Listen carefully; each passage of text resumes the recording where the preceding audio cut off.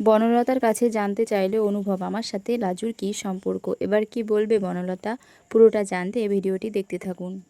অনুভব সারাক্ষণ চিন্তা করে যাচ্ছিল যে ওই লাজবন্তী নামে মেয়েটির সঙ্গে আমার কি সম্পর্ক, কেন ওই মেয়েটিকে দেখলে আমার এরকম হয়, কেন আমার এরকম অস্থির অস্থির লাগে। এর প্রশ্ন আমাকে কেউ বলে না, এর প্রশ্নের উত্তর আমাকে খুঁজতেই হবে।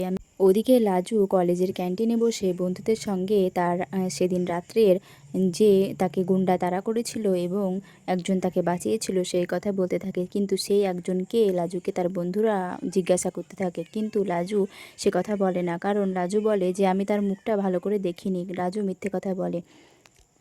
ওদিকে অনুভব লাজুর কলেজের দিকে যায়, কারণ সে ঠিক করে যে লাজুকে সে ফলো করবে, কেননা লাজুর সঙ্গে তার কী সম্পর্ক ছিল সেটা সে জানবে। এর জন্য অনুভব মনে মনে ভাবতে থাকে যে লাজবন্তী কি আমাকে অন্যরকম ভাববে, সে কি রাগ করবে, কিন্তু না, সে তো কোনো রকম রাগ টাগ করে না।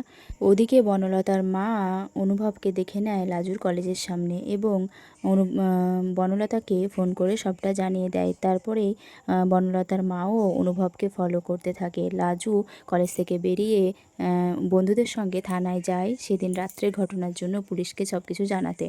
ওইদিকে অনুভবও সেই গাড়ি ফলো করতে থাকে। আর এদিকে অনেকক্ষণ পর বাড়ি ফিরলে অনুভবকে বনলতা জিজ্ঞাসা করতে থাকে নানা প্রশ্ন, কেন তুমি এত দেরি করে বাড়ি ফিরলে, তুমি অফিস ফেলে কি কোথাও গিয়েছিলে, বা কেন তোমার এত দেরি হলো, বাড়ির সবাই চিন্তা করছিল, আমি চিন্তা করছিলাম, বাড়ির সবাই আমাকে বারবার তোমার কথা জিজ্ঞাসা করছিল। এই সব বলে অনুভবকে ব্যতিব্যস্ত করে তোলে। অনুভবও খুব রেগে যায়। অনুভবও বলতে থাকে যে কেন তুমি এত প্রশ্ন করছো, তুমি কি আমাকে সন্দেহ করো? আচ্ছা, লাজুর সঙ্গে আমার কী সম্পর্ক ছিল তুমি সব জানো, তুমি বলে দাও তো, আমাদের ভিতর কি কেউ ছিল, তুমি কি আমাকে কোনো কারণে সন্দেহ করো? তখন বনলতা বলে, না, কী কারণে সন্দেহ করব, তাহলে তুমি কেন এত প্রশ্ন করছো, কোনো স্বাভাবিক সম্পর্কে এত প্রশ্ন কি থাকে? বনলতা এদিক সেদিক করে কথা ঘুরিয়ে দেয়। অনুভব বলে, বলে দাও না, তাহলে তুমিও শান্তি পাও আর আমিও শান্তি পাই।